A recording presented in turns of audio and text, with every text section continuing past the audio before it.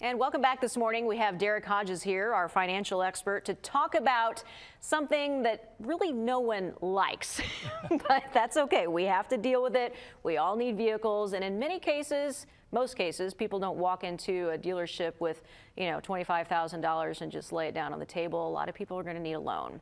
So that's what we're going to talk about here this morning. So the latest on that, everything these days is more expensive, and I haven't looked at a new vehicle lately, so I imagine those prices are up quite a bit. Yeah, our behavior all changed during COVID. So when we were cooped up at home and couldn't do anything, we couldn't go to restaurants, we weren't taking trips, people bought pools, they fixed their houses up, That's right. And then they went out and bought cars. And so we saw really probably some unprecedented rising of prices of vehicles. And then you can recall going around whatever community you lived in, you go to a dealership, there would be no cars there, a handful of cars tops. Right, very little inventory. Totally. And so what we've seen in the last 3 years are used car prices, as an example, going up about 9% a year. There was 1 year in there as a really high spike.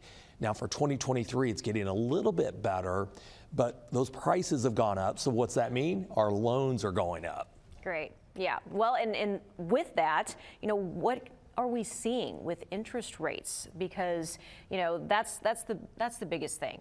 People are like, okay, I might want to trade in my car, but then they don't want to have to get that new loan with that higher interest rate. So what are we seeing in that regard? Yeah, and that's, I think, the double-edged sword. It's you've got those higher prices, now followed by, in the last 2 years, we saw the average used auto loan rate, go from 4.1% to 6.5. Yikes. That's nasty, but here's the tangible part.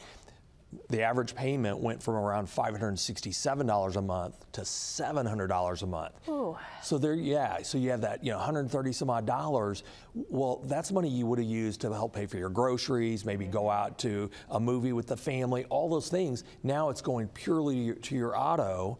And oh, by the way, groceries are more expensive and all that. So that's where the pressure is. Right, and obviously your vehicle depreciates so much, so you put all this money into it, and but I will say too, a lot of people are seeing that their vehicles, their used cars, the ones that they have now, are worth a lot.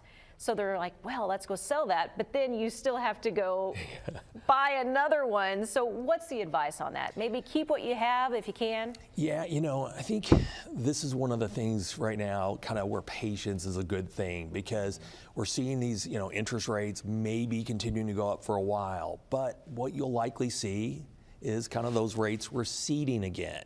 Part of the objective here is to kind of keep consumers with their money in their pocket, and that's what they're really trying to accomplish. And if that happens, you'll probably see car prices retreat a little bit. You'll see interest rates retreat. So I think this is a great time to work on your credit report, get your credit score improved, and then try to accumulate some more cash for a down payment, maybe hold your vehicle maybe a little bit longer, and then all of that together might work out to be a better time for you to buy. That makes a lot of sense. And yeah, if you can do that and you can hold off, maybe do that. But are there other tips when it comes to maybe going to a dealership? I know that's intimidating for a lot of people because they don't feel like there's a lot of negotiation room there. Is there a lot of negotiation room when you finally get there with that financial person in the dealership or wherever you may be purchasing the car when it comes to interest rates? What else can you do other than just really hope that your credit score is amazing? Yeah, I think it's arm yourself with knowledge. So before you ever walk into a dealership, start to investigate. Know what's on your credit report. Know what your credit score is. Then go out to an online service and just look at interest rates on a national basis, just so you know what the ranges are. And then when they quote them, oftentimes there is a little bit of a negotiating available there, or you can just say, I'll go handle the financing myself and go to an outside lending organization. So you just want to know what's available, and then you can at least have a discussion.